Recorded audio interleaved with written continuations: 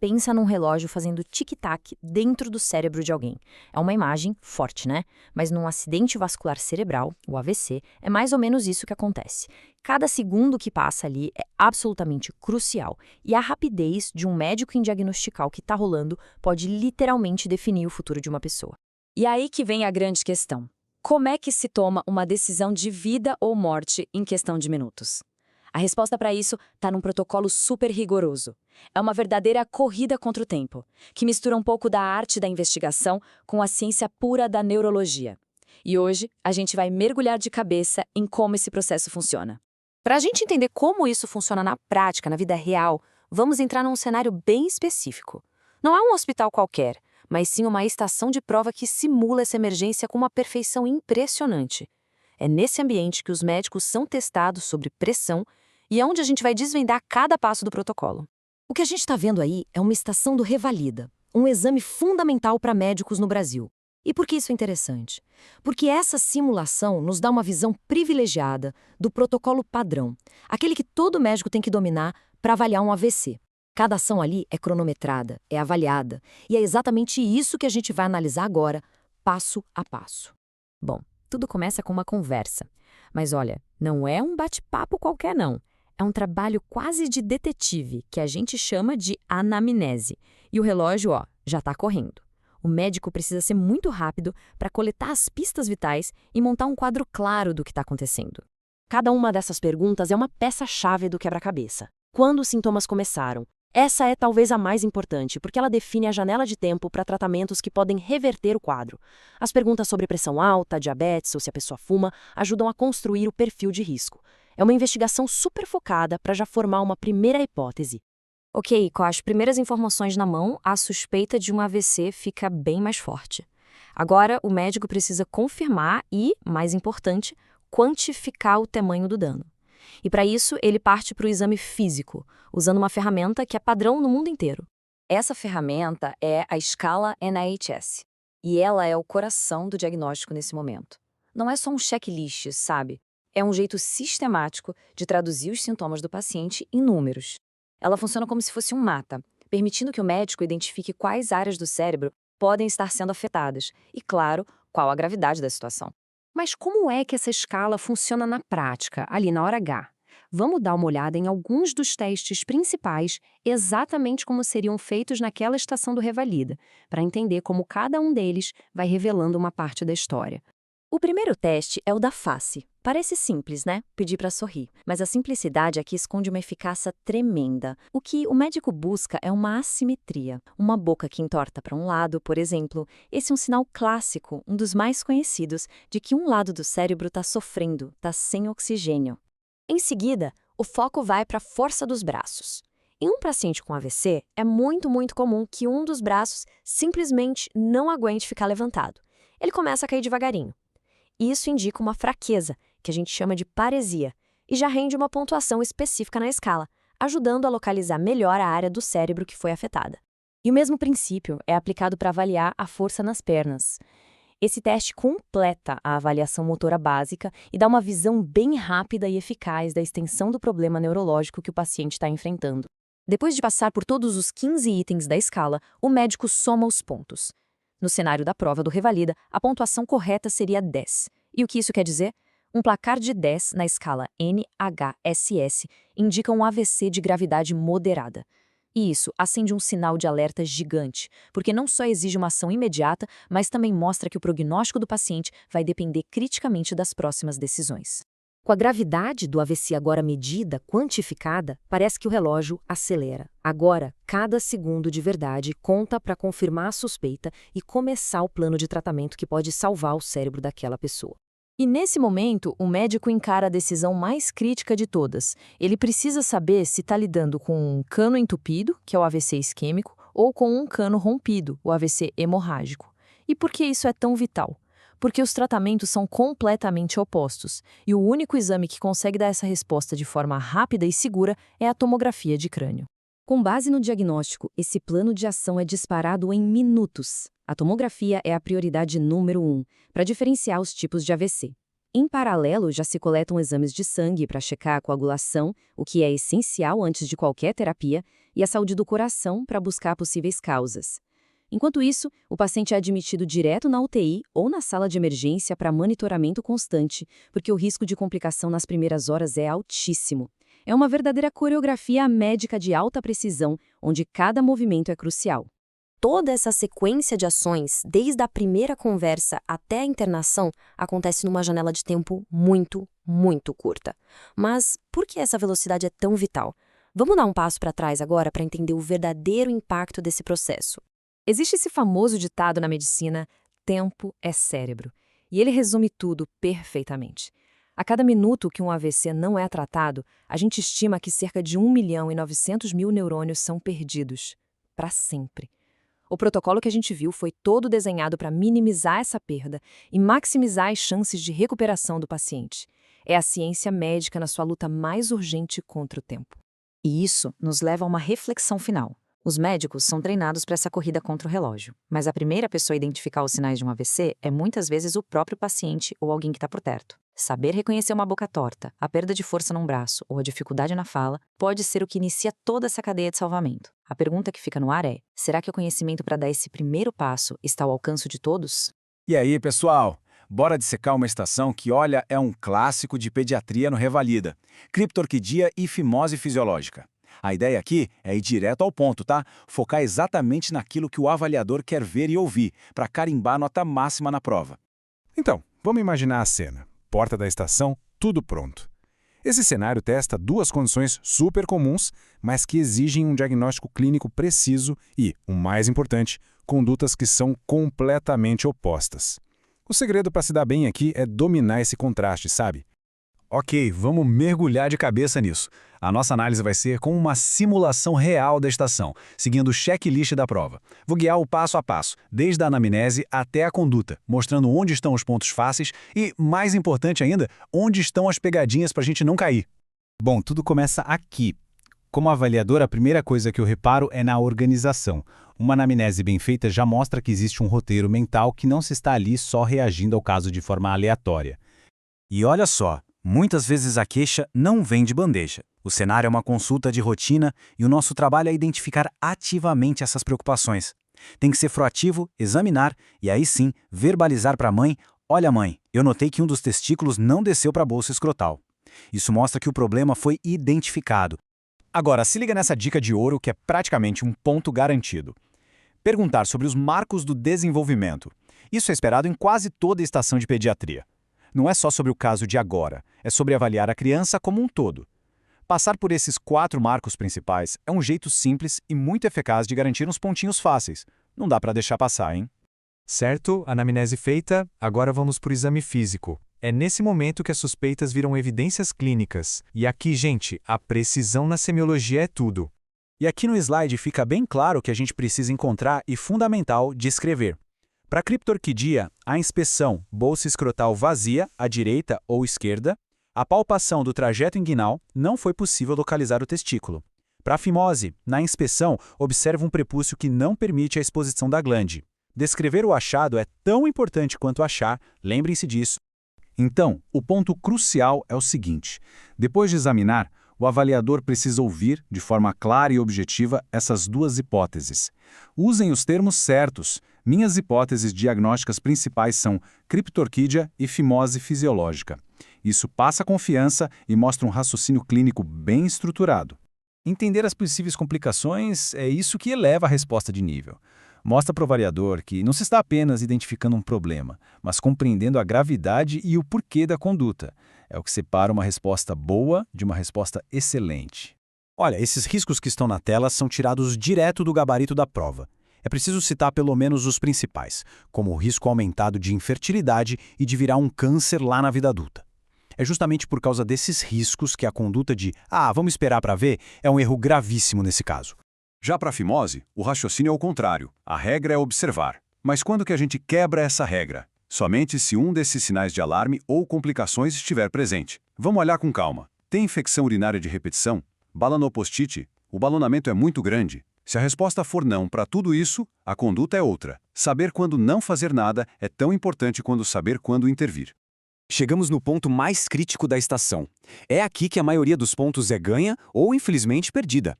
As condutas para cada diagnóstico são super específicas e, olha, não tem meio termo.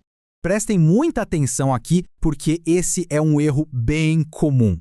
Para a fimose fisiológica sem complicação nenhuma, a única conduta que pontua é orientar a higiene local sem forçar nada, sem puxar o prepúcio.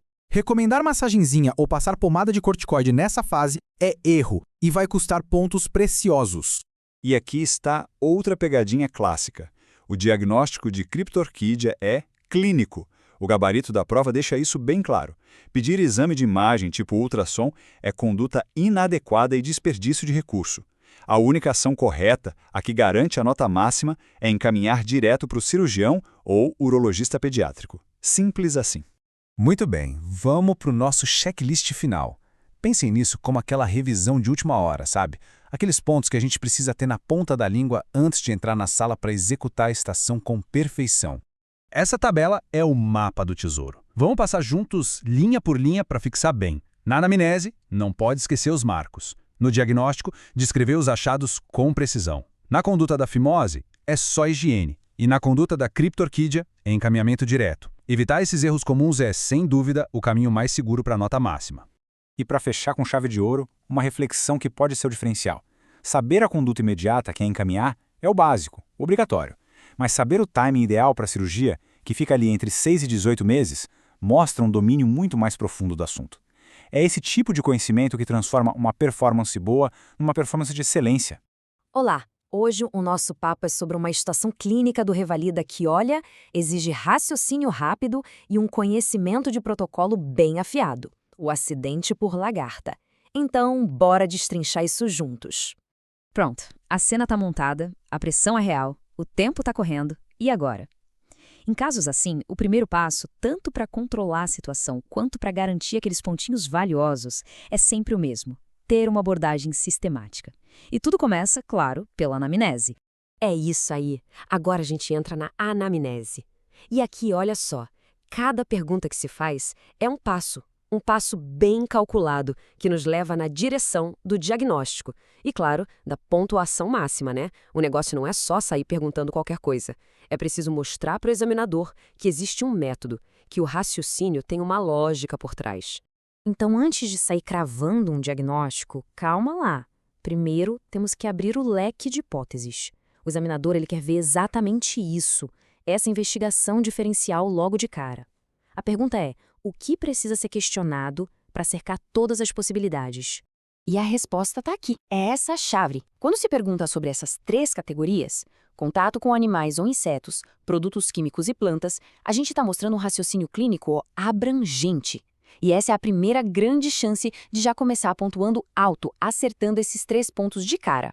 Aí pronto. Foi só fazer a pergunta certa e o caso se abriu.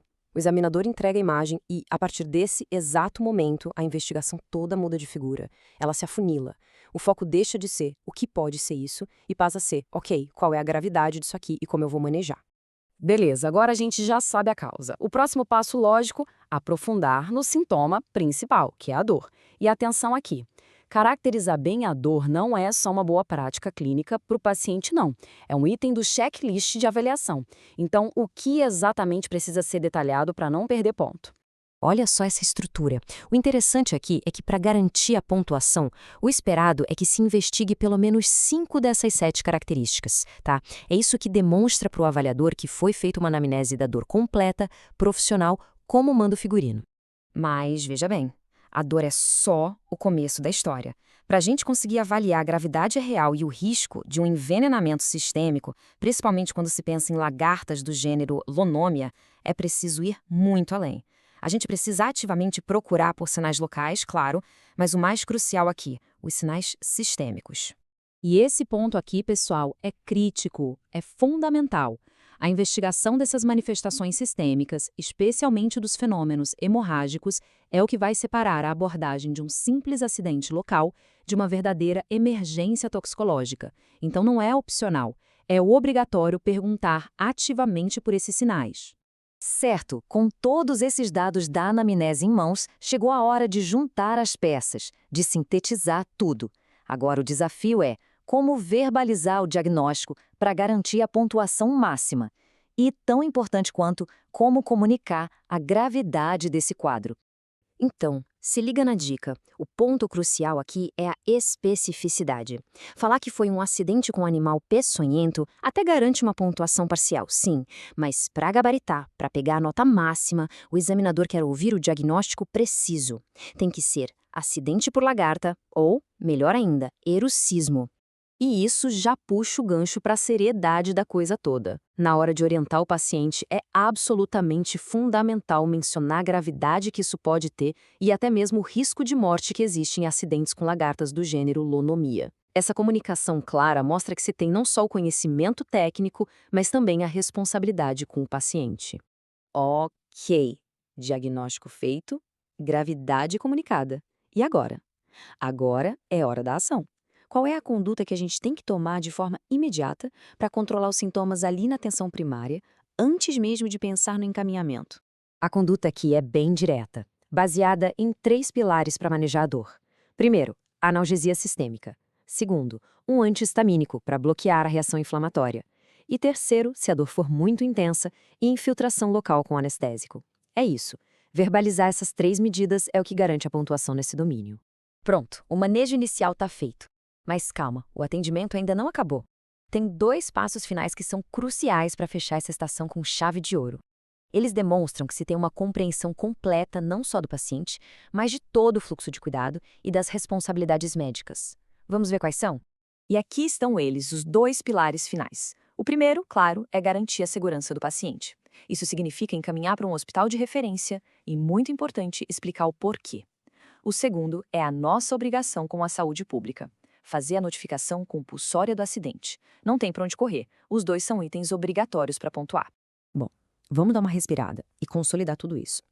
Se a gente fosse criar um mapa mental, um checklist para garantir a nota máxima nessa estação, como ele seria? Vamos ver agora como cada pecinha dessa se encaixa no quadro geral. Olha aí! Esse quadro é basicamente o roteiro completo, o mapa da mina. É a chave para dominar essa estação, porque ele conecta direitinho cada ação que precisa ser falada com o domínio específico da avaliação.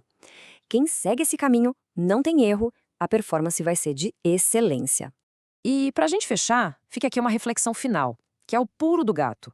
A dor é o que traz o paciente, é o sintoma guia, mas não é a dor que define a necessidade do soro antiveneno.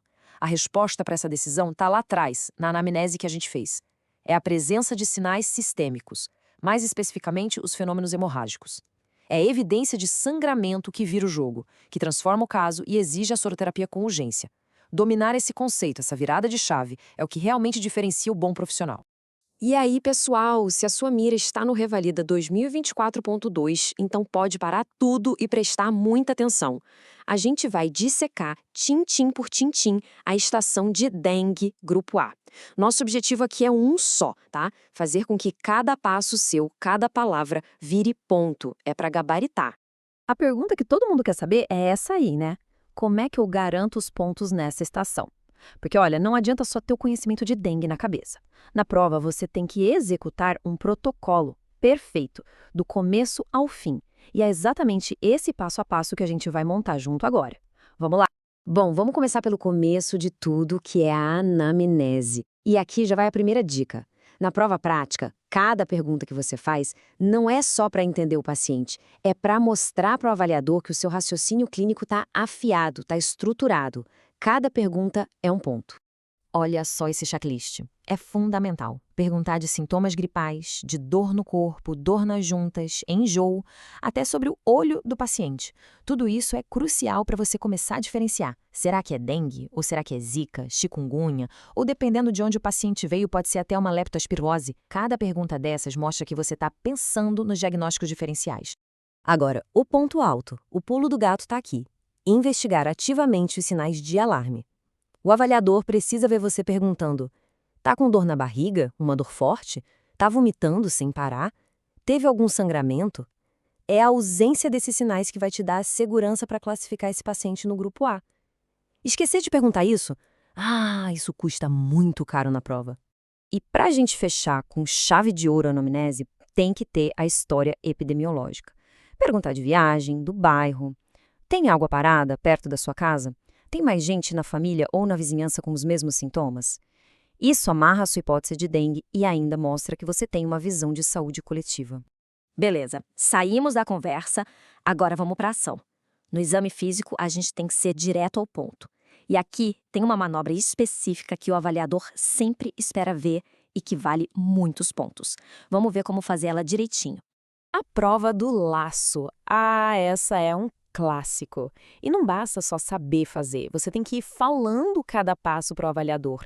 Estou posicionando o manguito, calculando a pressão média, vou manter insuflado por 5 minutos. E, claro, fazer a contagem certinha das petequias. Dominar e narrar essa técnica passa muita segurança, mostra que você sabe o que está fazendo. Gente, muita, mas muita atenção aqui. É nesse ponto que o joio se separa do trigo. Se você falar só, o diagnóstico é dengue, você vai ganhar, sei lá, metade dos pontos. Para gabaritar, a frase tem que ser completa, tem que ser música para o ouvido do avaliador. Dengue sem sinais de alarme, grupo A. Essa classificação mostra que você entendeu a gravidade e é ela que vai guiar toda a sua conduta. Ok, diagnóstico cravado, classificação definida. E agora? Agora, vamos traçar o plano de ação para esse paciente do grupo A, aquele que a gente vai cuidar no ambulatório.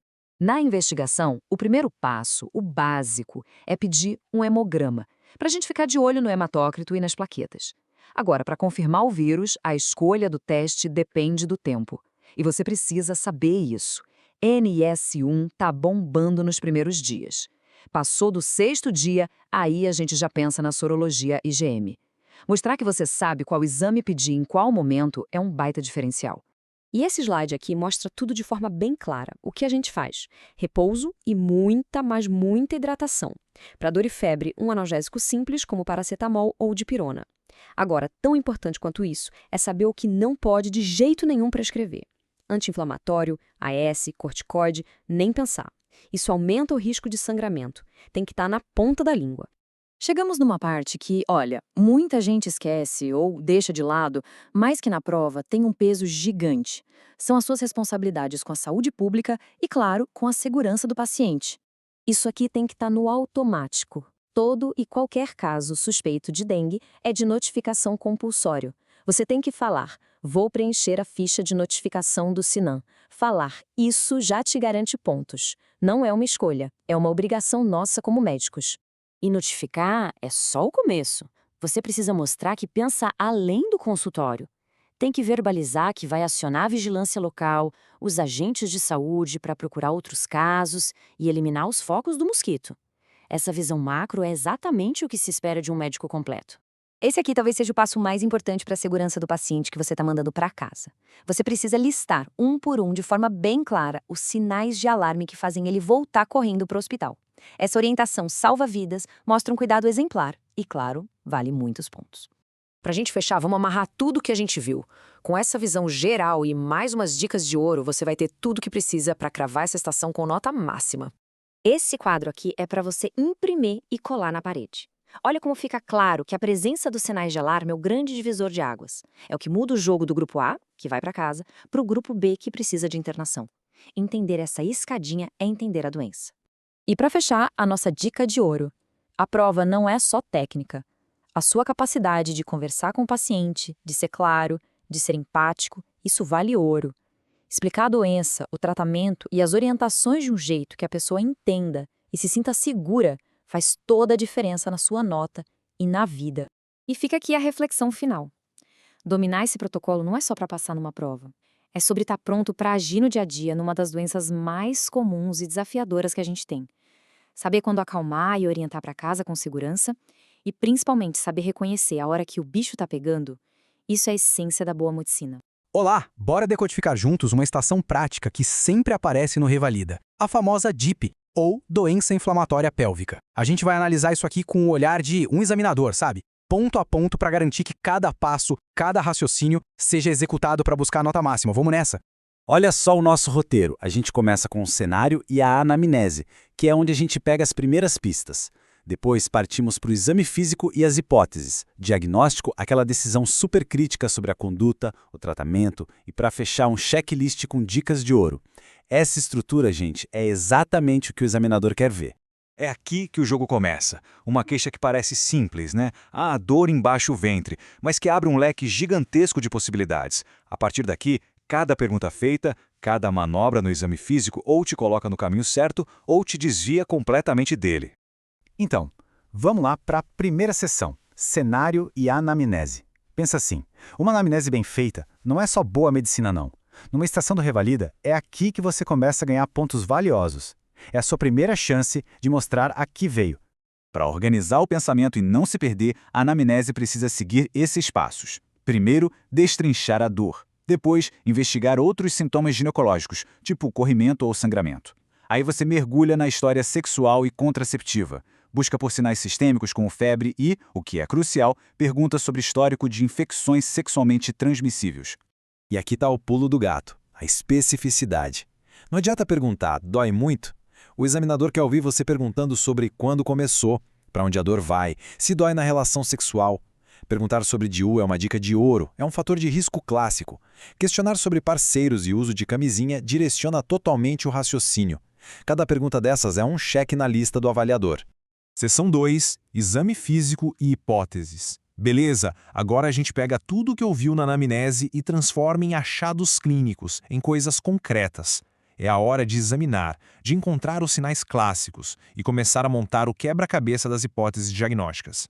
E isso aqui, olha, mostra perfeitamente a diferença de um caso tranquilo para um caso grave. De um lado, os achados clássicos da DIP, dor ali no pé da barriga, a famosa dor à mobilização do colo, que alguns chamam de sinal do candelabro, e dor nos anexos. Do outro lado, os sinais de alarme piscando em vermelho. Se você encontra um Bloomberg positivo, defesa abdominal, esquece, o cenário mudou. Isso indica peritonite, uma complicação seríssima, e a conduta vai ser outra, completamente diferente. Com base no que você achou, é fundamental verbalizar suas hipóteses. E a dica é, comece com a mais provável, doença inflamatória pélvica. Fale das possíveis complicações, como o abscesso, principalmente se você palpou alguma massa. E nunca, jamais, em hipótese alguma, esqueça dos diagnósticos diferenciais que podem matar, gravidez ectópica e apendicite. O examinador precisa ouvir que você pensou nisso. Partindo para a seção 3, o diagnóstico. A suspeita clínica já é forte, mas suspeita não basta. Agora a gente precisa confirmar e, tão importante quanto, excluir aqueles diferenciais perigosos. A solicitação de exames tem que ser inteligente, justificada e não uma lista de supermercado.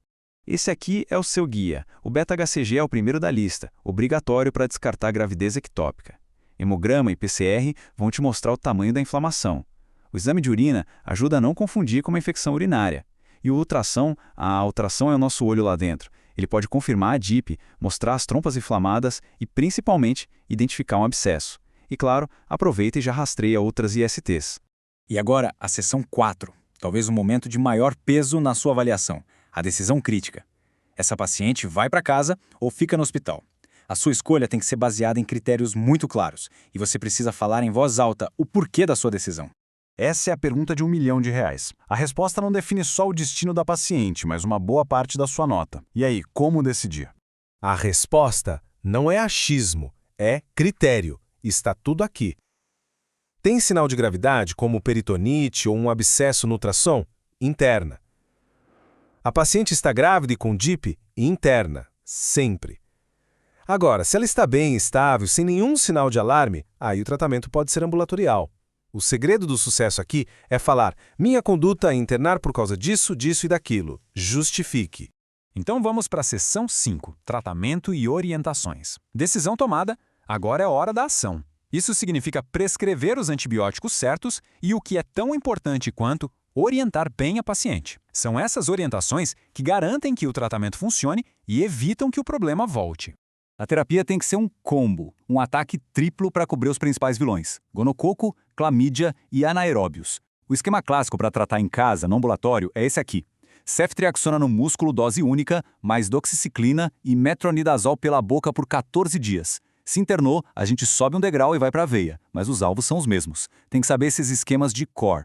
Olha, dar o remédio é só metade da história. O examinador vai avaliar sua capacidade de orientar, tem que falar sobre repouso, sobre a importância de não ter relação sexual durante o tratamento. Aquele retorno em 72 horas não é opcional, é obrigatório, para a gente ver se o remédio está funcionando. E claro, A palavra final é sempre prevenção.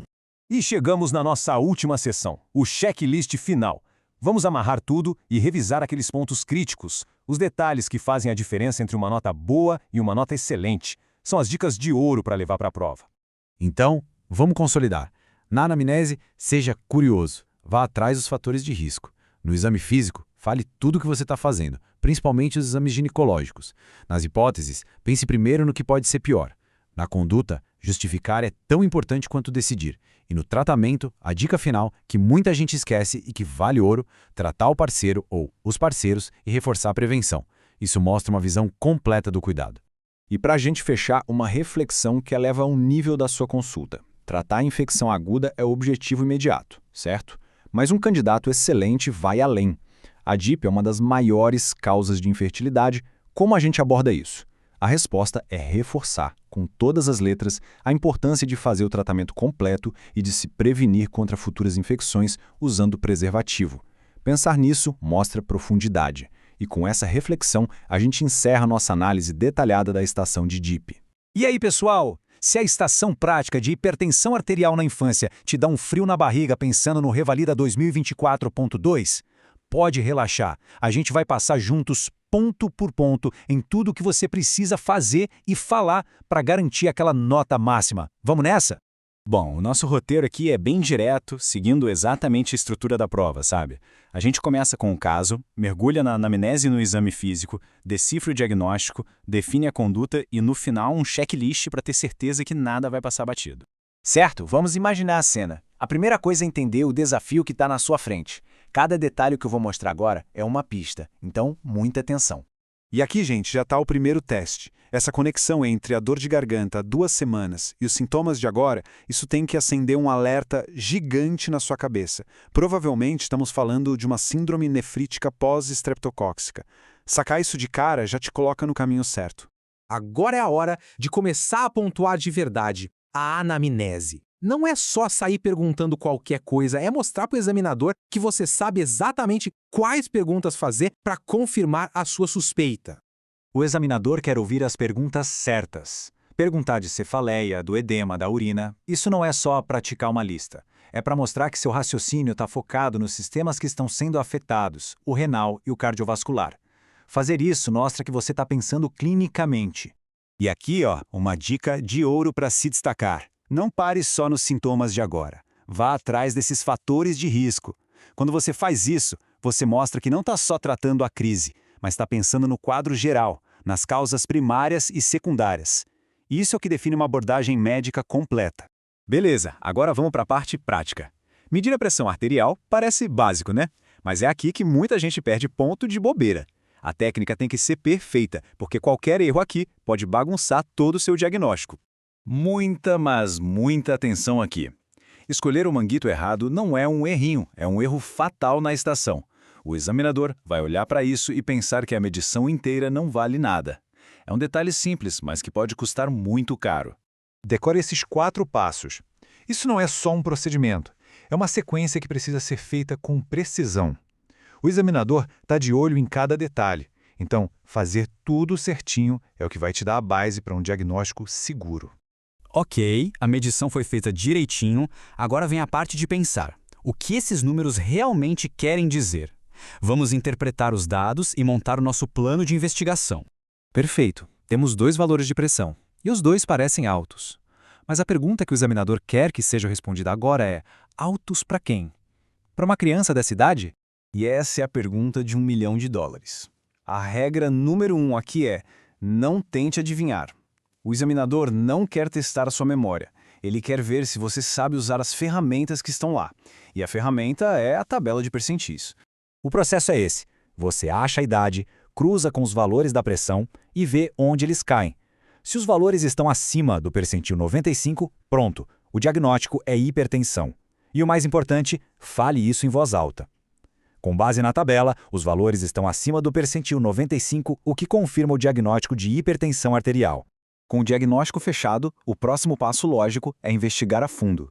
Pedir esses exames mostra que você está pensando além do sintoma. Você está procurando a causa, que provavelmente é renal, e já está avaliando o impacto disso no corpo todo, como os eletrólitos.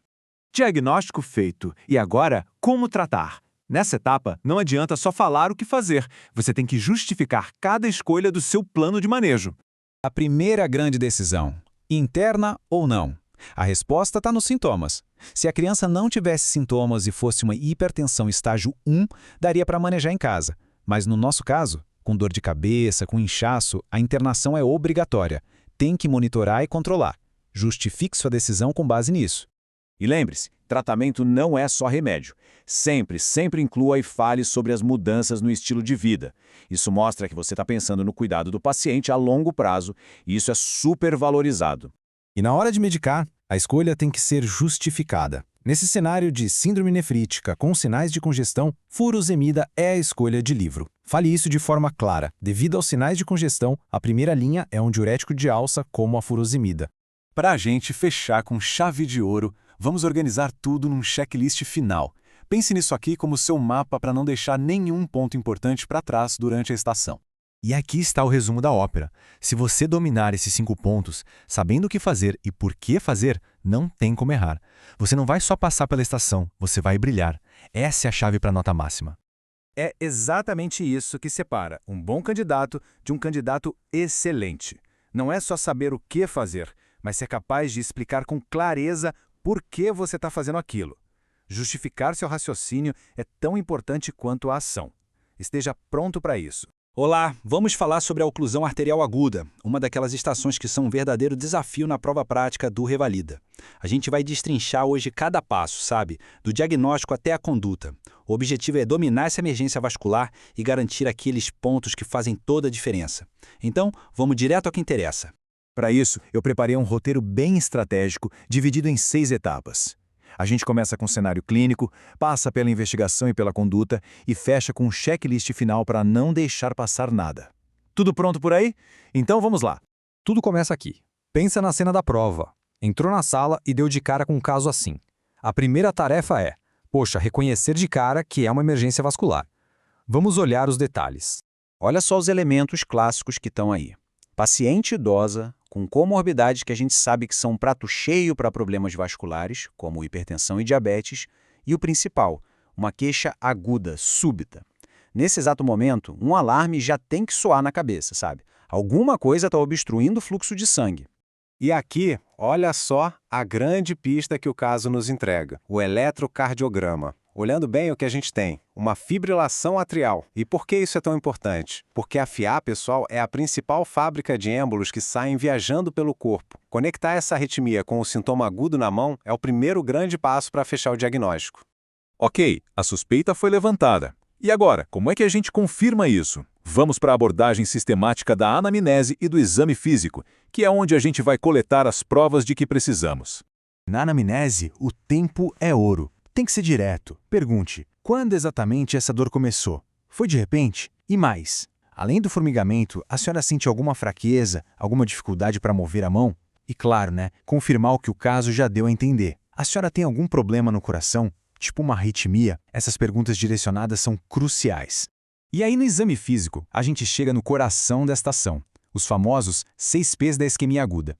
Isso aqui não é só decoreba de livro, é um roteiro prático de verdade. É preciso procurar ativamente por cada um desses sinais, desde a dor até a poiquilotermia, que nada mais é do que o membro ficar frio, incapaz de manter a temperatura. E o mais importante, verbalizar para o examinador o que está sendo encontrado. E aqui vai a dica de ouro. Não adianta só pensar, tem que falar. Diga em voz alta. Avaliando a perfusão, eu noto uma palidez importante no membro direito. Ou, ao palpar o pulso radial, verifico que ele está ausente. É essa narração do raciocínio que mostra para o examinador que se sabe o que está fazendo. E a ausência de pulso em particular é o sinal que praticamente bate o martelo na suspeita. Bom, com a anamnese e o exame físico apontando claramente para uma direção, chegou a hora de oficializar as coisas. Vamos formular a hipótese diagnóstica e decidir quais exames vão confirmar tudo e, claro, avaliar a gravidade do problema. Esse é um momento que vale muitos pontos. É preciso verbalizar a hipótese de forma completa, sem rodeios. Diga exatamente assim. Minha principal hipótese diagnóstica é uma oclusão arterial aguda no membro superior direito, muito provavelmente de origem cardioembólica, dado o histórico de fibrilação atrial da paciente. Precisão aqui vale ouro. Agora, os exames. Não é para sair pedindo o exame de forma aleatória. O gabarito do Revalida espera esses 4 aqui. Hemograma, para ter uma visão geral. Coagulograma, óbvio, porque a gente vai precisar anticoagular. Função renal, já pensando no contraste de uma possível angiotomografia. E, claro, CPK ou mioglobina para medir o estrago muscular. Cada um tem um porquê bem definido. Enquanto os exames de laboratório mostram as consequências, a imagem nos mostra a causa. Na prática, o USG Doppler é aquele exame rápido que dá para fazer na beira do leito, um ótimo primeiro passo. Já a angiotomografia nos dá um mapa completo da oclusão. E a arteriografia é o padrão ouro que não só diagnostica, mas às vezes já permite até iniciar o tratamento ali mesmo. Tudo bem até aqui? Foi feito o básico para passar. Agora vamos ver o que diferencia uma nota boa de uma nota excelente. A interpretação da gasometria arterial. Entender isso aqui mostra um domínio muito mais profundo da fisiopatologia do quadro. Olha só para esse resultado de gasometria. Esquece o resto por um segundo e foca em 3 coisas. O pH está baixo, o bicarbonato está baixo e o lactato está lá em cima. O que essa tríade está nos dizendo? A resposta é a chave para entender a gravidade da situação. O pH e o bicarbonato baixos estão gritando para a gente. Acidose metabólica. E o lactato elevado nos conta a causa. O tecido está em sofrimento, sem oxigênio, e por isso está apelando para o metabolismo anaeróbio. Isso não é só um número, gente. É a prova bioquímica de que o membro está morrendo. Certo. Agora a parte mais crítica da estação. As ações imediatas para salvar um membro da paciente. Cada segundo conta, e o examinador quer ver essa urgência toda refletida na conduta. Diante da confirmação, a conduta tem que ser imediata e organizada. Verbalize cada passo. Estou monitorizando a paciente, garantindo um acesso venoso calibroso e, crucialmente, iniciando heparina em dose plena agora, para impedir que o trombo cresça. Isso significa um bolus inicial e depois a infusão contínua. Ao mesmo tempo, tem que controlar a dor, proteger o membro e acionar imediatamente a cirurgia vascular. A palavra-chave aqui é urgência. E por que a internação é obrigatória? Pode ter certeza que o examinador vai perguntar isso. A resposta precisa ser clara. Porque a gente está diante de uma emergência com risco iminente de amputação, e não de uma doença crônica como a claudicação que a gente maneja no ambulatório. Essa distinção mostra um entendimento profundo da gravidade e do prognóstico. Perfeito. Agora vamos revisar tudo e montar o nosso checklist final. Pensa nisso como se fosse o seu gabarito de bolso para o dia da prova. Usem esta tabela para treinar. Passem por cada etapa, da anamnese até o encaminhamento e pratiquem verbalizar a ação-chave e a justificativa. Se for possível fazer isso de forma fluida e lógica, não tem como errar. A pontuação máxima vira uma consequência natural de um raciocínio bem estruturado. E para fechar, eu deixo esta pergunta para reflexão. Qual é o sinal clínico que sozinho mais diferencia essa emergência de uma dor crônica? A resposta, claro, é a ausência de pulso. É um gesto simples, a palpação, mas que define prognósticos e pode, literalmente, salvar um membro. É preciso lembrar disso no calor do momento. E aí, pessoal, vamos mergulhar fundo numa estação que sempre aparece e que exige muita atenção. Placenta prévia no Revalida. A gente vai fazer uma análise completa, mas com um diferencial. Vamos pensar como o examinador. A ideia é detalhar cada passo para não deixar nenhum ponto escapar e garantir aquela nota máxima. Para facilitar, nosso caminho está dividido em 6 sessões bem diretas. Pensem nisso como um verdadeiro mapa do tesouro para ter um desempenho excelente. A gente começa no cenário inicial, passa por tudo que é importante e termina com um checklist para fechar com chave de ouro. Vamos lá? Muito bem, começando pela sessão 1, o cenário da estação. É aquele momento em que a gente entra na sala, recebe a primeira informação e pronto. O raciocínio clínico tem que ligar no 220 na mesma hora. Essa é a deixa. A paciente, a Amanda, chega com essa queixa principal. Gestante, 30 semanas, sangramento vaginal. Essa frase é o gatilho, gente. O pensamento tem que voar direto para as emergências hemorrágicas do 3º trimestre. O examinador já está de olho para ver se essa linha de raciocínio começou. Ok, a partir da queixa, a primeira chance de começar a pontuar de verdade é na anamnese. Aqui não dá para sair atirando para todo lado. Tem que ser metódico, focado, para entender direitinho esse sangramento e o histórico da paciente. O examinador espera exatamente isso, que a anamnese se apoie nesses 3 pilares. Cada um deles é uma peça do quebra-cabeça. Seguir essa ordem mostra uma abordagem organizada, sistemática e, o mais importante, segura. Cada uma dessas perguntas, pessoal, vale um check na lista de examinador. Conseguir caracterizar o sangramento como indolor, de um vermelho vivo que vai e volta, isso grita placenta prévia. E perguntar da movimentação fetal é uma avaliação rápida e super importante do bem-estar do bebê. O examinador anota tudo isso porque é o que constrói a base para o diagnóstico. Investigar os fatores de risco é um passo que não pode faltar. Pedir o cartão de pré-natal? Obrigatório. E tem que perguntar ativamente sobre cesáreas anteriores, tá? Cicatriz uterina é um fator de risco clássico para a placenta prévia. Cada item desses é um ponto garantido na avaliação. Agora, vamos para o exame físico. E olha, essa talvez seja a parte mais tensa da estação. É aqui que a segurança do paciente é testada de verdade. E um errinho pode custar a estação inteira. Esse slide deixa tudo bem claro, preto no branco. Na esquerda, o que tem que ser feito para pontuar. Checar a estabilidade da mãe, avaliar a posição do bebê e, claro, ouvir o coraçãozinho dele. O exame especular também é importante, para a gente ver de onde vem o sangramento. E na direita, a ação proibida. Aqui o examinador fica esperando para ver se alguém escorrega. O toque vaginal. E aqui, sem rodeios. Na suspeita de placenta prévia, o toque vaginal é terminantemente proibido. Ponto final. Fazer o toque pode iniciar uma hemorragia gravíssima. O examinador não quer só que o toque não seja feito. Ele quer ouvir a pessoa falar por que não vai fazer. Realizou o toque? A nota é 0 na estação, sem discussão. É um item de segurança crítico. Beleza? Com os dados da anamnese e do exame físico, chegou a hora de juntar as peças, formular a hipótese diagnóstica e pedir os exames certos. São eles que vão confirmar o quadro e preparar o terreno para a conduta. Precisão, gente. A palavra-chave aqui é precisão. Não adianta só falar placenta prévia. O padrão de resposta do Revalida quer o diagnóstico completo, placenta prévia centro total ou placenta prévia total. Usar essa terminologia exata mostra domínio do assunto e é o que garante a pontuação máxima nesse item específico. Esses 4 exames são combo essencial. Hemograma para ver o tamanho da perda de sangue. Coagulograma e tipagem sanguínea são vitais para se preparar para uma possível transfusão ou cirurgia de emergência. E a função renal ajuda a gente a ter um panorama geral da mãe. Pedir esses exames mostra que existe um plano e uma antecipação das possíveis complicações. Ótimo! Com o diagnóstico praticamente na mão, a gente chega na reta final da estação. Definir e comunicar a conduta. É o momento de mostrar a capacidade de resolver o caso de um jeito seguro e eficaz.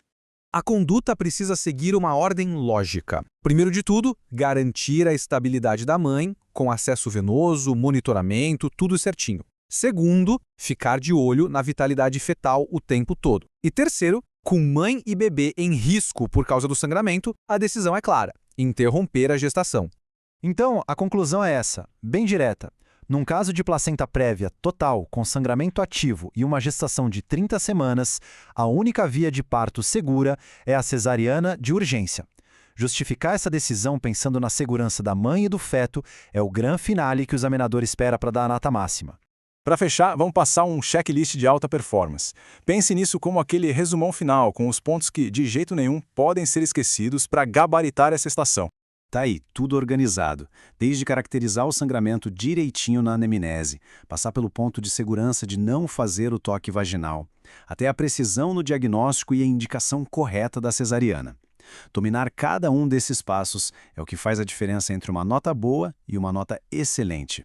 E para a gente levar para a vida, uma reflexão que vai além da prova. Depois de definir toda essa conduta técnica perfeita, como seria a conversa com a paciente e a família? Como comunicar de forma delicada os riscos e a necessidade de uma cirurgia de urgência? É nesse ponto que o conhecimento técnico encontra a prática humanizada da medicina, né? Olá, pessoal, bem-vindos! Hoje a gente vai destrinchar, passo a passo, a estação prática do Revalida sobre trauma abdominal fechado. O foco aqui é mostrar exatamente o que você precisa fazer para garantir a pontuação máxima. Vamos lá? Então vamos imaginar a cena. Você acabou de entrar na estação de cirurgia geral, o cronômetro já está valendo e tem um paciente politraumatizado bem na sua frente. A pressão é alta, o tempo é curto. E aí, qual é o seu primeiro passo? É isso que a gente vai descobrir junto.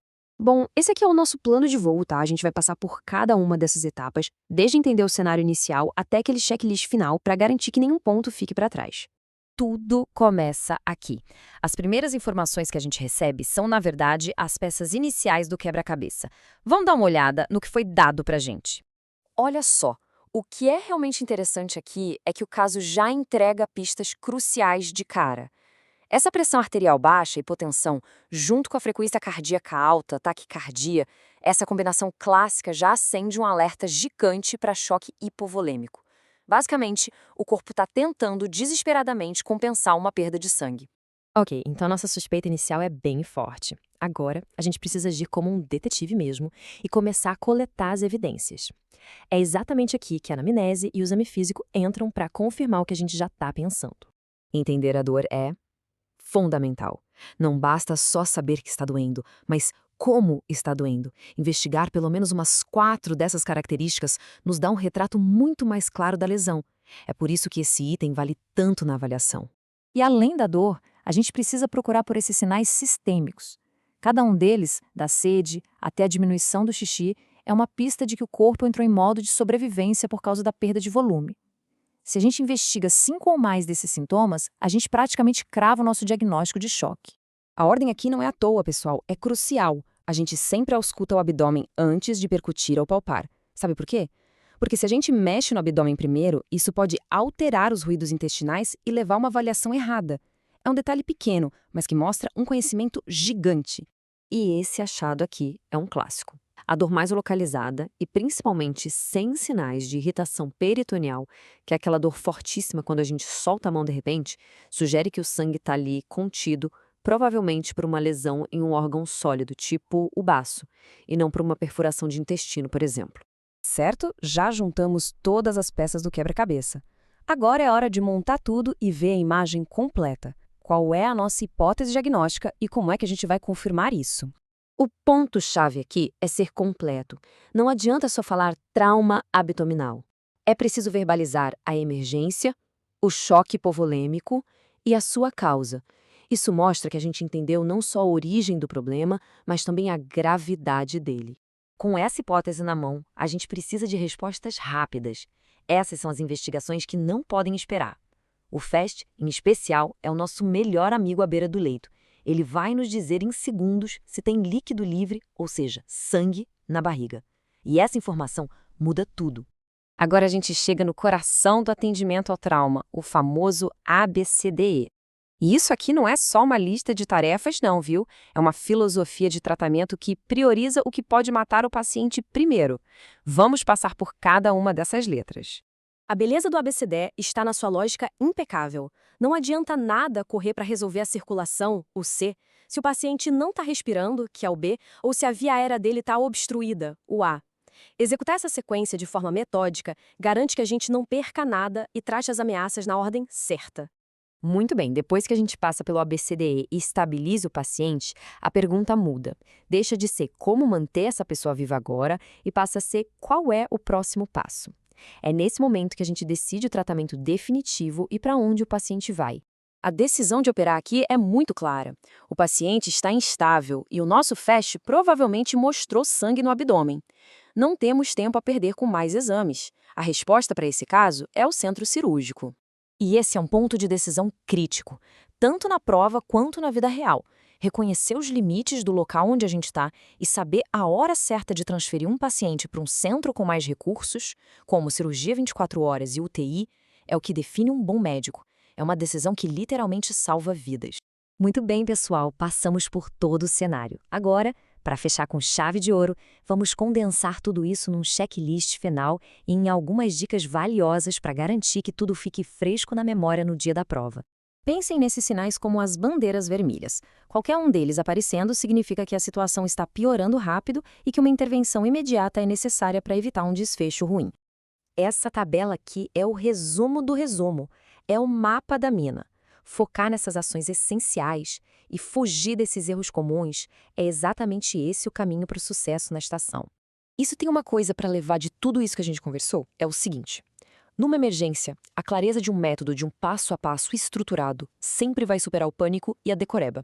Pratique o ABCDE, pratique sua anamnese, até que isso se torne automático, algo que você simplesmente faz. É isso que separa um bom candidato de um grande médico. Boa sorte! Olá, Bora lá destrinchar o protocolo de profilaxia para ISTs e contracepção, com aquele foco total na prova prática do Revalida, né? A ideia aqui é ir direto ao ponto, naquilo que garante a conduta certa e, claro, a pontuação máxima na prova. Então vamos começar com um cenário bem prático, daqueles que podem cair na prova. Chega uma paciente que sofreu violência sexual há 12 horas. E agora, quais os 5 primeiros passos? Aqueles que são críticos. Olha, essa é uma das estações mais complexas. Cada detalhe da abordagem inicial conta muito, não só para o cuidado da paciente, mas para a nota final, claro. Ok, para a gente organizar o pensamento e não deixar nada para trás, vamos seguir um roteiro bem claro, em 5 partes. O bom dessa estrutura é que ela organiza o atendimento e, mais importante, é exatamente o que a banca do Revalida espera. É o checklist deles, basicamente. Então, vamos para a primeira parte, anamnese e abordagem ética. Gente, antes de qualquer pergunta técnica, o fundamental é criar um ambiente seguro, um lugar onde a paciente se sinta acolhida, sem nenhum tipo de julgamento. É aqui que se constrói a confiança, que é a base de todo o resto. E olha só o que o próprio protocolo diz. Assumir o princípio da veracidade. Ou seja, a gente não questiona o relato, não faz julgamentos, ponto. A confidencialidade é a regra de ouro. Sabe por quê? Porque a postura do profissional aqui é tudo. É o que vai fazer a paciente se sentir segura para falar e, principalmente, para voltar e dar continuidade ao tratamento. E aqui, olha, tem um ponto-chave para a prova. Dá uma olhada nessa estrutura. Não é só saber o que fazer, tá? É preciso apresentar tudo na ordem certinha, como se fosse um checklist mesmo. Seguir esse formato? Esse é o caminho para tirar a nota máxima, com certeza. Beleza. Então, qual é o fluxo dessa anamnese? Primeiro passo, entender os detalhes da agressão. Há quanto tempo aconteceu? Que tipo de contato houve? Segundo, a gente precisa da história sexual completa. Parcerias, práticas, se já teve alguma IST antes. Terceiro ponto, checar as vacinas, principalmente hepatite A e B e HPV. E por último, perguntar sobre o uso de contraceptivos e se existe o desejo de engravidar. Seguindo essa ordem, não tem erro. A gente coleta tudo o que precisa. Certo. Com a anamnese feita, agora a gente parte para a ação, a profilaxia de emergência. E aqui, gente, o relógio está correndo. O tempo é um fator super importante. E aqui a gente tem que pensar em 2 frentes, ok? São 2 riscos que precisam ser combatidos ao mesmo tempo. De um lado, a gente tem a contracepção de emergência, para prevenir uma gravidez. Aí a gente usa hormônios ou DIU. Do outro lado, a profilaxia pós-exposição, a famosa PEP, para prevenir infecções. E aí o arsenal é outro, antirretrovirais e antibióticos. Falando da contracepção de emergência, o que a gente tem de opção? Basicamente são 3. Tem o levonorgestrel, que pode ser em dose única ou em 2 doses. Tem o método USP, que usa pílulas combinadas. E tem o DIU de cobre. A escolha vai depender de cada caso, né? Quanto tempo passou, se a paciente tem alguma contraindicação e, claro, o que está disponível ali no serviço de saúde. Agora vamos falar da profilaxia para as ISTs bacterianas. E aqui tem um trio que precisa estar na ponta da língua. Para cobrir gonococo, a gente usa ceftriaxona. Para clamídia, azitromicina. E para sífilis, penicilina, benzatina. Esse é o esquema padrão, a cobertura essencial que tem que ser feita. E para PEP do HIV? Bom, aqui a gente tem um esquema que é considerado o padrão ouro hoje. A combinação de tenofovir, lamivudina e dolutegravir. São 3 medicamentos juntos. E o mais importante, tem que começar o quanto antes e seguir o tratamento por 28 dias certinho. A adesão aqui é fundamental para funcionar. Beleza, já começamos as profilaxias. Mas, ao mesmo tempo, a gente precisa fazer os exames. É como tirar uma foto do momento para saber qual é o ponto de partida da paciente. Essa testagem inicial é parte obrigatória do protocolo. Então, o que a gente precisa pedir? A lista é clara. Teste para HIV, que pode ser o rápido ou sorologia, teste para sífilis, também rápido ou VDRL, sorologias para hepatite B e C e, claro, um teste de gravidez, o beta-HCG. Com esses resultados em mãos, a gente tem o status inicial da paciente e consegue planejar todo o acompanhamento. Outra coisa que não pode passar batido, checar o cartão de vacinas. O foco é em 3, hepatite A, hepatite B e HPV. É um passo obrigatório do checklist e olha que legal. É uma ótima oportunidade para a gente já atualizar o calendário vacinal da paciente se precisar. Ok, até agora a gente falou muito de PEP, a profilaxia pós-exposição. Mas agora a gente precisa falar de outra sigla importante, a PrEP, que é a profilaxia pré-exposição. Os nomes são parecidos e é por isso que é super importante entender a diferença. As indicações são completamente diferentes. Então, vamos deixar isso bem claro. A PrEP é uma prevenção contínua. É um remédio que se toma todo dia para evitar pegar HIV, indicado para pessoas com alto risco de exposição. Já a PEP é uma medida de emergência, é para ser usada depois de uma situação de risco. PrEP é antes, PEP é depois. Essa diferença tem que estar cristalina tanto para a vida quanto para a prova. E para começar a PrEP, não é só chegar e pegar o remédio, não. Existe todo um protocolo. Primeiro, e mais óbvio, tem que ter certeza que a pessoa é HIV negativa. Depois, é preciso avaliar a função dos rins, porque os medicamentos podem impactar. E um ponto fundamental, conversar e reforçar que a PrEP só protege do HIV, não das outras ISTs. Por isso, o uso de camisinha continua sendo super importante. Pronto, passamos pela parte clínica. Agora, para fechar o atendimento, a gente precisa cuidar da parte burocrática e dos encaminhamentos. É o que completa o ciclo do cuidado. E não dá para esquecer dessa parte, porque ela também vale ponto. O que a gente tem que fazer? Primeiro, preencher a notificação compulsória de violência sexual. Segundo, orientar e incentivar o registro na delegacia especializada.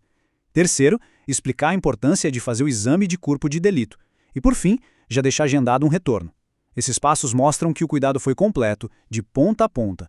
Pronto! Com esse checklist em mãos, fica muito mais fácil transformar um protocolo que parece super complexo num plano de ação claro, seguro. A ideia é justamente essa: ter confiança para aplicar esse conhecimento, seja na hora da prova ou, o mais importante, na prática do dia a dia.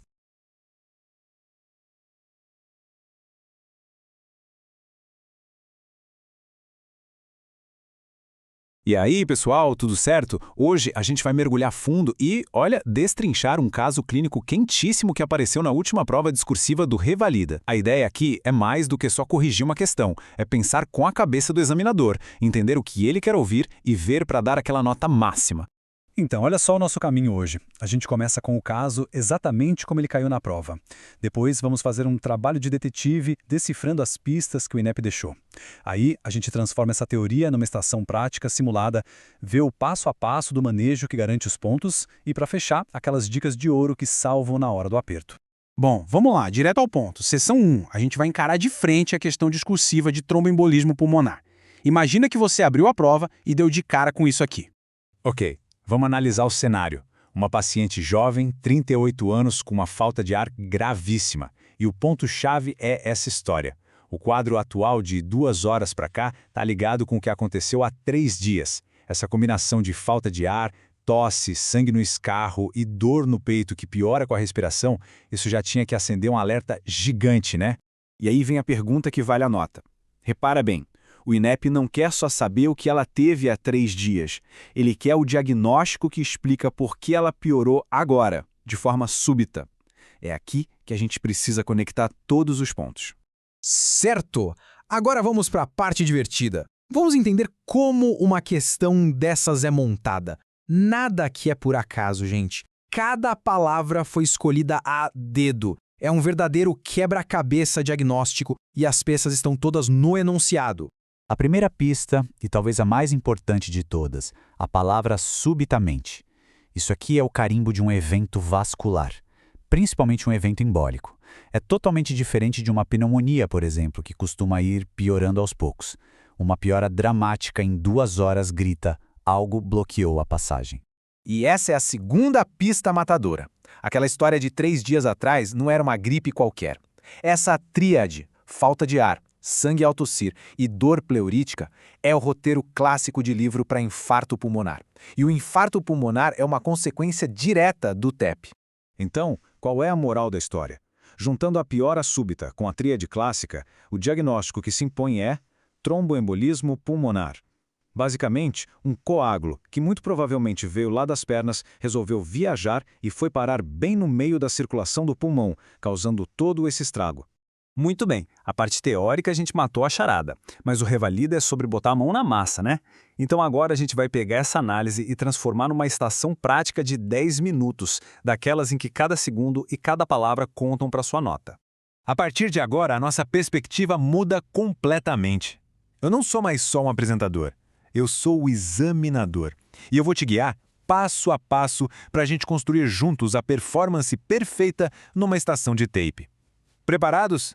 Ok, candidato ou candidata. O cenário é a sala de emergência. Na sua frente, a paciente do caso. O cronômetro começou a rodar. Você tem 10 minutos. Suas tarefas estão definidas. Pode começar.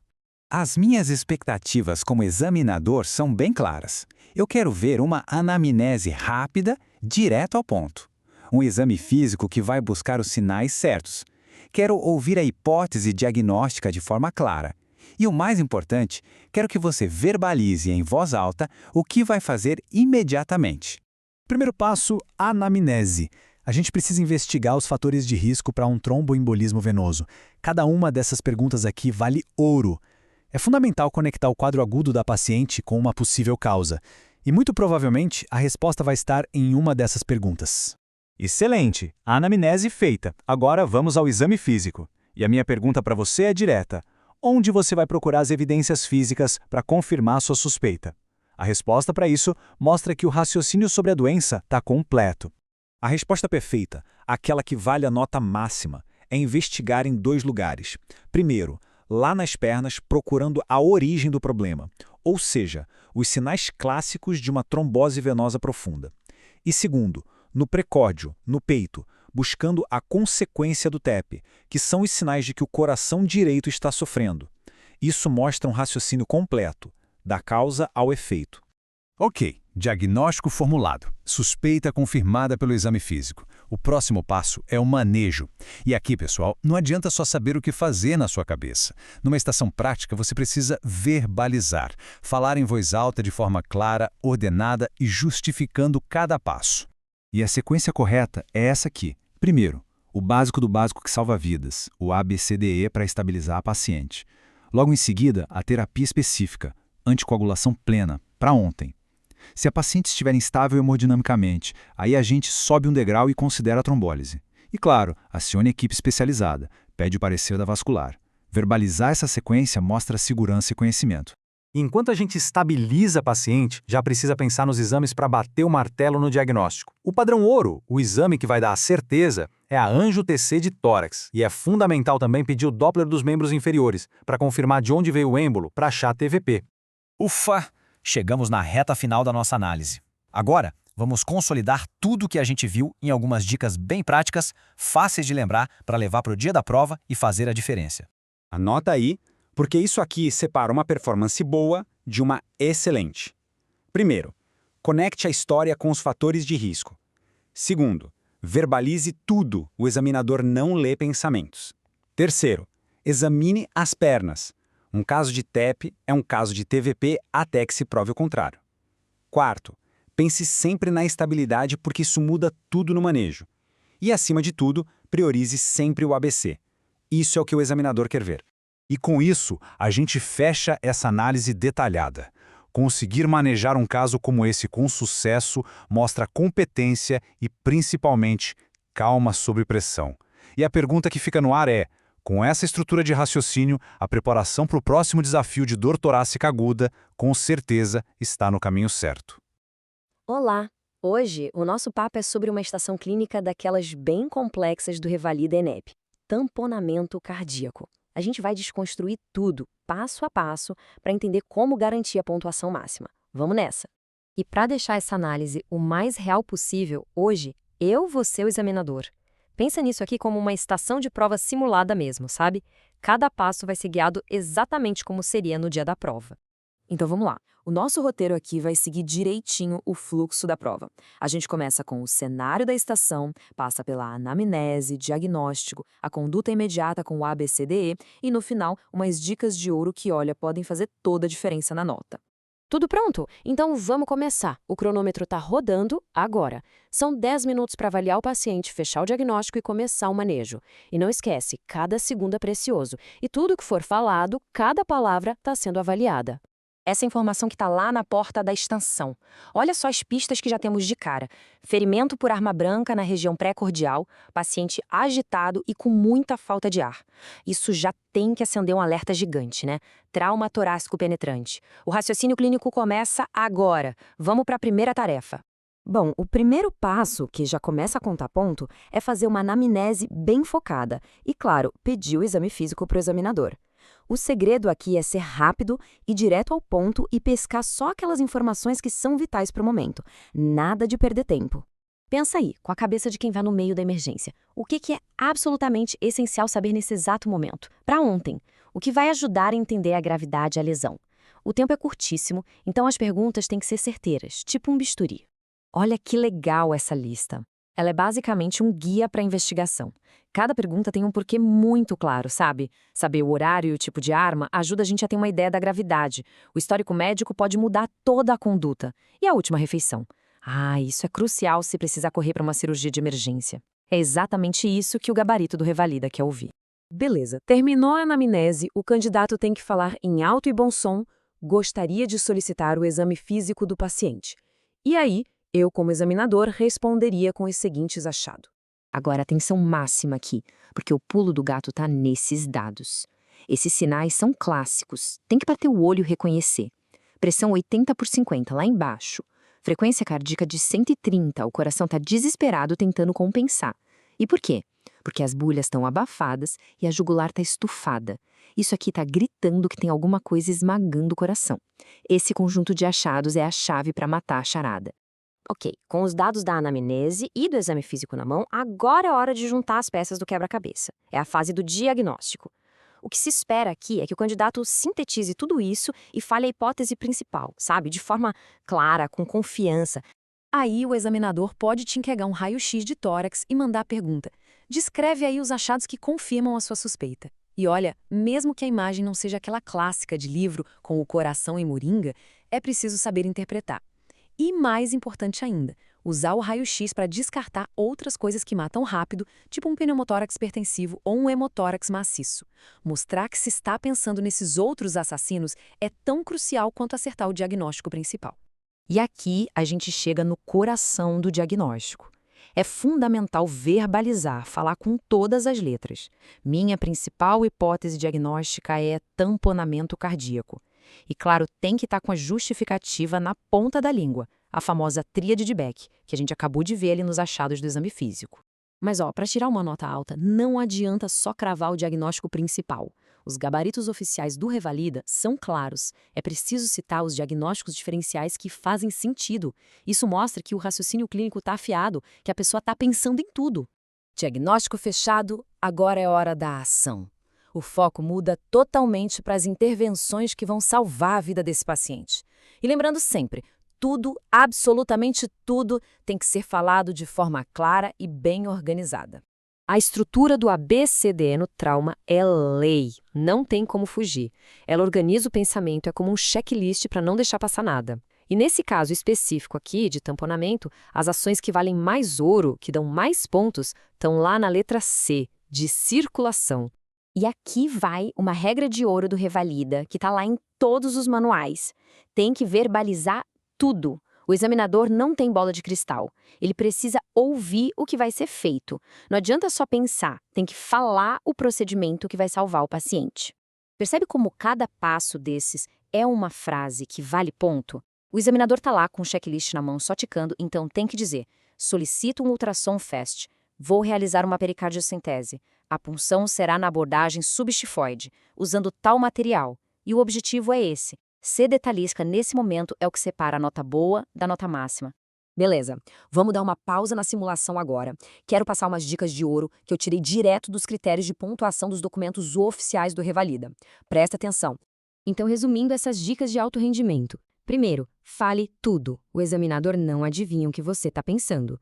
Segundo, priorize as condutas. Muitos gabaritos dizem que só as 4 primeiras que forem faladas vão valer ponto. Então, foco no que é mais importante. Terceiro, a estrutura ABCDE é sua melhor amiga. Use sempre. Quarto, comunique sua hipótese com segurança. E por último, a regra de ouro. Não se toca no paciente simulado. Tudo é na base da fala. Essa frase diz tudo, né? O Revalida é uma performance. Não é só saber medicina. É saber demonstrar o que se sabe, sob pressão e seguindo regras bem rígidas. O que a gente fez aqui foi basicamente te dar o roteiro para uma performance de sucesso. E para fechar, fica uma pergunta para a gente pensar. O paciente foi estabilizado temporariamente com a pericardiocentese. E agora? Qual é a conduta definitiva? E por quê? Pensar nesse próximo passo, que geralmente vai ser uma toracotomia lá no centro cirúrgico, é o que mostra uma visão completa do cuidado, do começo ao fim. Olá, vamos falar de um tema que é um verdadeiro teste de fogo no Revalida, né? O atendimento à saúde da adolescente. É aquele tipo de desafio que testa tudo ao mesmo tempo. A clínica, a ética, a comunicação, tudo junto. Hoje a gente vai dissecar a questão discursiva de 2024.2 e, mais importante, vamos transformar ela numa estação prática para garantir um desempenho de altíssimo nível. Então, o nosso caminho aqui vai ser bem direto, tá? Primeiro a gente olha para o caso, o problema teórico, depois firma a base legal, o que o Revalida exige que esteja na ponta da língua. A partir daí a gente monta a estação simulada, passa um pente fino na anamnese que garante a pontuação e, para fechar, aquelas dicas de ouro que fazem toda a diferença. Tudo pronto? Vamos lá. Bom, tudo começa aqui, no enunciado. Entender cada palavra, sabe? Cada detalhe do que foi pedido na prova discursiva é o primeiro passo para construir uma resposta e uma conduta clínica simplesmente perfeitas. Certo, vamos analisar isso com calma. A gente tem aqui 3 pontos centrais. Uma paciente menor de idade que está sozinha e com 2 demandas muito claras sobre saúde reprodutiva. A questão aqui não é só clínica.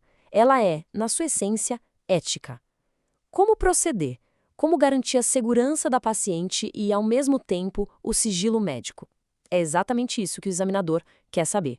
Antes de qualquer atitude prática, a teoria tem que estar muito bem consolidada. O Código de Ética Médica não é uma sugestão, ele é o nosso guia.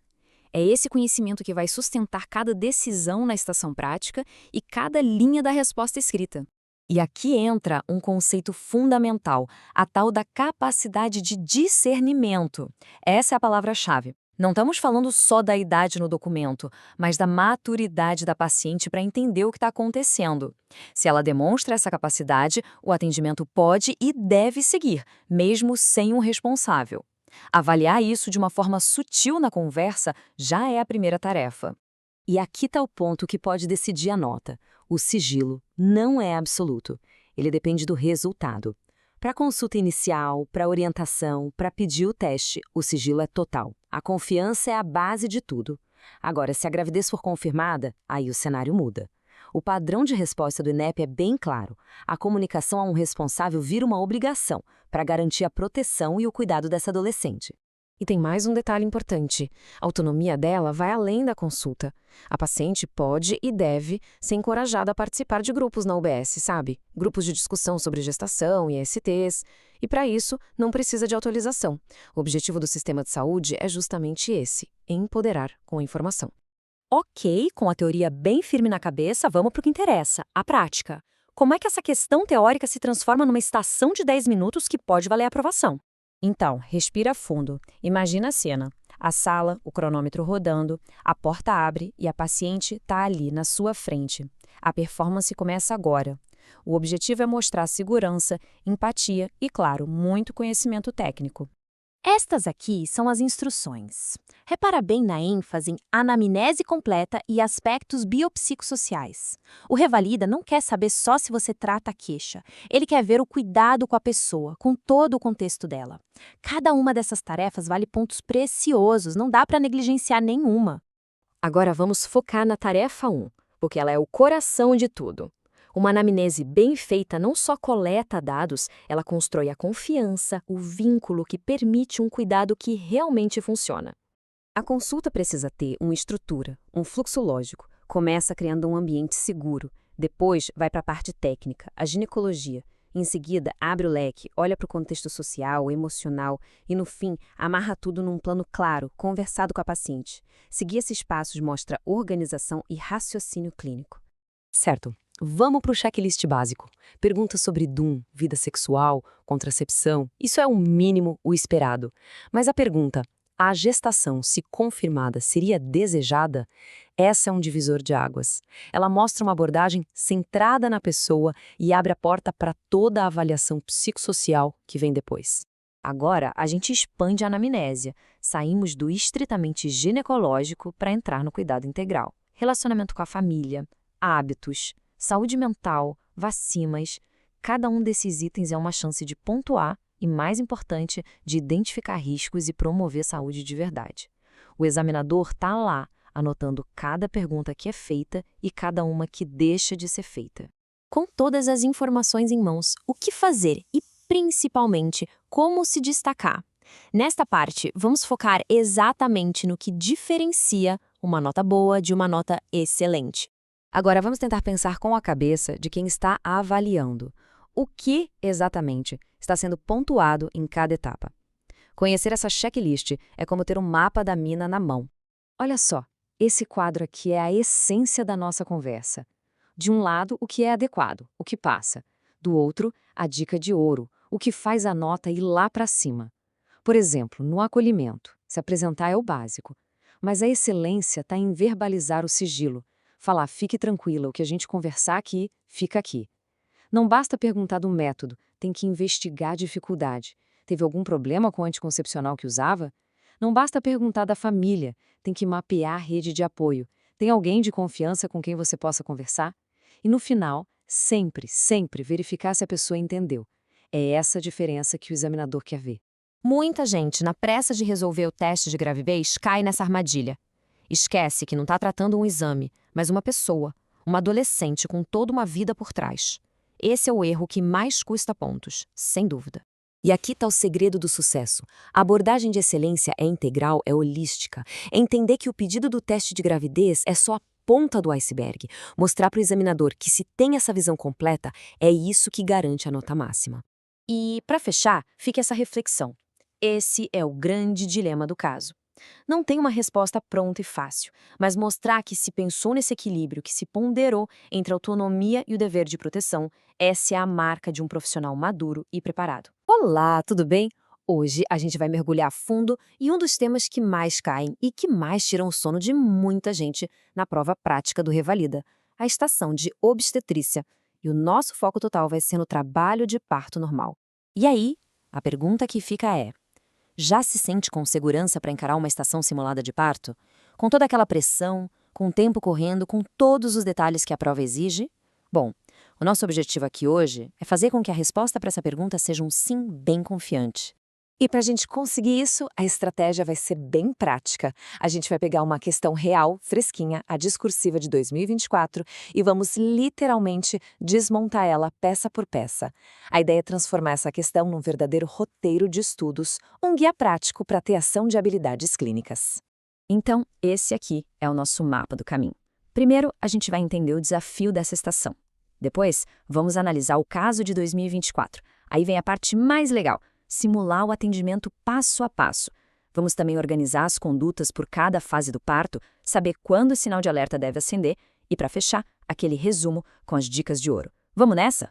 Bom, começando pelo começo, a estação de ginecologia e obstetrícia, a famosa GO, é um pilar da prova prática. E o que ela testa não é só se o conteúdo está decorado, nada disso. Ela quer ver o raciocínio clínico sob pressão, a capacidade de comunicação e, claro, a tomada de decisão correta ali em tempo real. Exatamente como na vida real, né? Agora sim, vamos ao nosso ponto de partida, a questão discursiva da segunda edição de 2024. Ela trouxe um cenário super clássico de trabalho de parto. E entender essa questão a fundo é o segredo para a gente conseguir prever o que pode aparecer na prova prática. Então, o que a gente está vendo aqui é a prova oficial mesmo. O cenário era esse, uma parturiente em trabalho de parto, e as chaves para pontuar eram o diagnóstico e a conduta. É justamente essa aplicação do conhecimento que a gente vai esmiuçar agora. Certo, então quais eram os dados mais importantes do caso? A gente tinha uma paciente que evoluiu a dilatação, foi de 4 para 6 centímetros em um período de 4 horas. Um ponto super importante, a apresentação fetal progrediu, ou seja, desceu e rotacionou. E para completar, a dinâmica uterina, as contrações, estavam adequadas. Cada um desses pontos é uma pecinha do quebra-cabeça. Ok, agora chegamos na parte principal da nossa análise. Vamos simular essa estação. Tente imaginar que aquela questão discursiva virou um cenário prático. A partir de agora, é para pensar como se estivesse dentro da sala, de frente para a paciente e com o avaliador de olho em cada passo. Em toda e qualquer estação de habilidades, mas especialmente em GO, esse roteiro aqui é o caminho das pedras. Ele tem que ser seguido. Primeiro, uma anamnese bem focada. Segundo, chegar no diagnóstico correto. E terceiro, traçar a conduta e dar as orientações. É essa estrutura que vai garantir os pontos. Na anamnese, o segredo é ser organizado e eficiente. Não dá para perder tempo. Perguntas sobre o histórico gestacional são a base. Depois, tem que detalhar as contrações, investigar se teve alguma perda vaginal, checar a movimentação do feto e, algo crucial, buscar ativamente por sinais de alerta, como os de pré-eclâmpsia. Com base nos dados daquele caso de 2024, o diagnóstico seguindo o padrão de resposta do INEP é de uma evolução normal do trabalho de parto. O nome técnico para isso? Parto eutóxico. E o que isso quer dizer na prática? Simples, que a dilatação e a descida do bebê estão acontecendo como deveriam, dentro do esperado. Agora, o ponto que pode ser uma pegadinha na estação. Se o diagnóstico é de normalidade, a conduta correta não é intervir, mas sim vigiar de perto. É uma vigilância ativa. Isso significa monitorar as contrações e os batimentos cardíacos fetais, os BCFs, oferecer conforto com métodos não farmacológicos e encorajar a gestante a se movimentar. A palavra-chave aqui é suporte. Para deixar o raciocínio bem organizado, é fundamental separar as condutas pelas fases do trabalho de parto. Fica muito mais fácil de memorizar e de aplicar na hora H. Vamos ver então o que fazer em cada momento. Começando pela fase latente, o próprio Revalida adora cobrar isso. Como a gente identifica? As contrações ainda são irregulares, a dilatação não deslanchou, geralmente está abaixo de 5 ou 6 centímetros, e o colo ainda não está totalmente apagado. É literalmente o comecinho do processo. E o que fazer nessa fase? A conduta é basicamente de orientação. Explicar o que está acontecendo, ensinar métodos para aliviar a dor, como um banho morno, e, muito importante, deixar claro quais são os sinais de alerta que indicam que é a hora de voltar para o hospital. Normalmente, nessa fase, não precisa internar. Mas aí, o jogo vira e a gente entra na fase ativa. É exatamente aqui que o nosso caso de 2024 se encaixava. A principal característica? A dilatação progredir de forma contínua, geralmente a partir dos 5 ou 6 centímetros, e as contrações agora são regulares e eficientes. Agora sim, o parto está realmente acontecendo. Aqui a conduta muda totalmente. Agora, a internação é o padrão. O acompanhamento passa a ser registrado no partograma. A vigilância da mãe e do bebê tem que ser constante. O apoio à movimentação e a oferta de métodos para alívio da dor, sejam eles farmacológicos ou não, viram o centro das atenções. Tão importante quanto saber o que fazer na normalidade é saber identificar quando as coisas saem do roteiro. Reconhecer um desvio, uma distócia, é uma habilidade que o Revalida com certeza vai testar. Vamos colocar lado a lado para ficar bem claro. De um lado, o parto eutóxico, evoluindo de forma contínua, bonitinho. Do outro, a distocia funcional. O que a marca? A parada da dilatação, geralmente quando ela não progride por 2 horas ou mais. Percebe a diferença? Enquanto um pede suporte, o outro grita por uma reavaliação e talvez uma intervenção. Chegamos na nossa reta final, a hora das dicas de ouro. Agora a gente vai condensar as informações mais importantes em formatos rápidos, daquele tipo perfeito para uma revisão de última hora. Essa tabela aqui é um verdadeiro guia de bolso.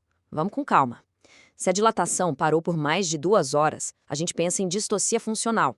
A conduta é reavaliar tudo. Aí, a amniotomia, que é romper a bolsa, pode ser considerada. Já a ocitocina entra se o problema for que as contrações estão fracas. Agora, se o sinal é um sangramento intenso, a coisa fica séria. É uma emergência. A gente pensa em descolamento de placenta ou placenta prévia e a conduta é preparar para cesárea. Líquido com mecônio, sinal de alerta para sofrimento fetal. Precisa monitorar de perto. E, por fim, febre e calafrios podem ser infecção, acórion mionite, e aí é antibiótico na veia. É um guia de ação rápida mesmo. E, para fechar com chave de ouro, um ponto que demonstra um cuidado completo. Saber orientar a paciente. Listar os sinais de alerta que ela precisa saber é fundamental. Coisas como perda de líquido ou sangue, se o bebê parar de mexer, contrações muito fortes e sem pausa, dor de cabeça forte ou ver luzinhas e, claro, febre. Saber orientar sobre isso conta muito ponto. E é isso. Desmontamos a estação de parto eutóxico. A gente viu como um caso da prova discursiva pode virar um cenário prático e como se preparar para cada passo. A pergunta que fica agora é: qual será o próximo tema do Revalida que a gente vai decifrar? A preparação não para. Olá! Bora direto ao ponto de uma das estações mais críticas do Revalida: meningite. Qual o segredo para garantir a pontuação máxima? A ideia aqui é a gente construir um roteiro mental que não falha, baseado no que o INEP realmente cobrou em 2024. Então vamos lá, porque o relógio já está contando. Pois é, o cenário é esse. Direto, sem enrolação. É um caso clássico do Reválida, feito para testar o raciocínio sob pressão. Febre, sonolência e petequias numa criança, isso é um verdadeiro alarme tocando. Cada segundo faz a diferença, e a abordagem inicial vai definir o resultado todo. Então, primeiro passo, juntar as pistas. É aqui que a base de tudo é construída. O examinador quer ver método, organização. Vamos ver como não deixar pontos importantes escaparem logo de cara. O examinador está de olho. O que precisa ser perguntado para começar a fechar esse diagnóstico? Pensar em voz alta, de forma estruturada, mostra que se tem controle da situação. Olha, esses pontos aqui são os que não podem de jeito nenhum faltar. O histórico vacinal, por exemplo, pode mudar completamente o cenário. Contato com gente doente, se a criança vai para a creche, tudo isso aponta para o risco epidemiológico. E claro, saber como os sintomas começaram e evoluíram. Se teve vômito, convulsão, isso ajuda a gente a ter uma noção da gravidade e do quanto o sistema neurológico já está sendo afetado. Cada pergunta é um passo mais perto do diagnóstico. Ok, depois da conversa é hora do exame. O exame físico tem que vir para confirmar suspeitas. Não é sobre fazer de tudo, mas sim fazer o que é essencial para o caso. O que é que o padrão de resposta do Revalida exige que seja investigado? Isso aqui, gente, é o checklist da aprovação. Sinais vitais e Glasgow são a base para saber a estabilidade do paciente. A pele a gente já sabe, deu a primeira pista com as petequias. Mas o ponto-chave que estava lá explícito no gabarito de 2024 é a pesquisa de irritação meningia. Tem que falar, vou pesquisar rigidez de nuca, vou realizar as manobras de Kernin e Brusinski. Falar isso em voz alta é o que garante os pontos. Com os dados em mãos, chegou a hora de dar nome ao problema. E aqui, a precisão das palavras não é só um detalhe, é o que separa uma nota boa de uma nota excelente. Para acertar o diagnóstico, é fundamental pensar na origem do problema. Pensa assim, na meningite, a briga principal está acontecendo lá no sistema nervoso central. Na meningococcemia, a bactéria invadiu o sangue, está causando uma sepse violenta no corpo todo. E o nosso paciente? Ele tem sinais dos dois mundos. Sonolência, que aponta para as meninges, e as petequias, um sinal clássico de doença sistêmica, no sangue. E aqui que está o verdadeiro pulo do gato dessa estação. O examinador não quer só a ideia geral. Ele quer ouvir o termo exato, aquele que está no gabarito. A escolha da palavra é tudo. E dá uma olhada em como isso é real. Esse aqui é o padrão de resposta oficial. Falar só meningite garante só metade da nota. Agora, usar termos como doença meningocócica ou meningite bacteriana garante a pontuação máxima. Eles querem a especificidade, que a gravidade do quadro exige. Chamar de meningite viral, claro, 0 quesito na hora. Diagnóstico definido, a ação tem que ser para ontem. A conduta esperada no Revalida se divide em duas partes que andam juntas: o cuidado direto com o paciente e as medidas de saúde pública. Deixar uma delas de lado significa perder metade dos pontos dessa parte. Vamos ver como isso funciona. Com o paciente, a sequência é clara, focada em prioridades. Medidas de suporte, pedir a transferência, controlar a febre e o corticoide, tudo isso é esperado. Mas o item que vale mais pontos, aquele que não dá para esquecer, é iniciar a primeira dose de antibiótico o mais rápido possível, ainda ali no pronto atendimento. E aqui vem a segunda frente de batalha. O examinador quer ver a noção de que esse não é um caso isolado.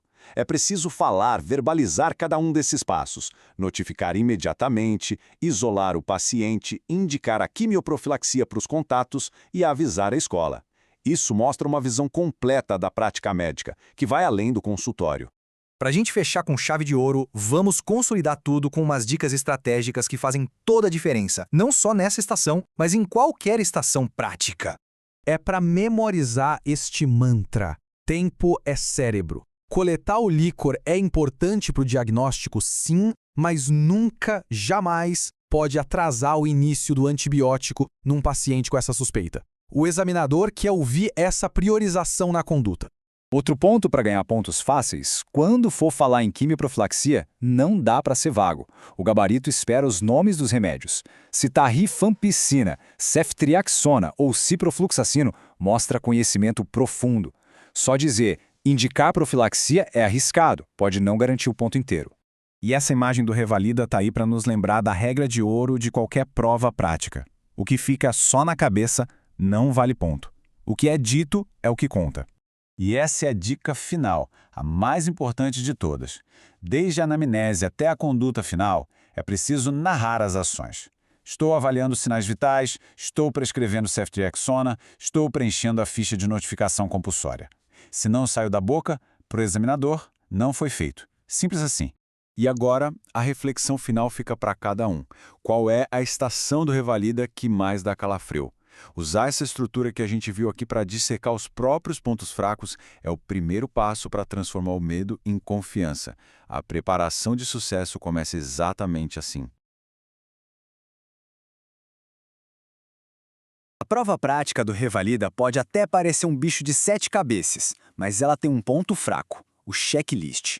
Quando você entende e pratica com base nele, você deixa de ser refém da pressão e passa a dominar a estação. Então a pergunta que fica é: o checklist vai ser um problema ou vai ser a sua principal arma para a aprovação? A escolha é sua.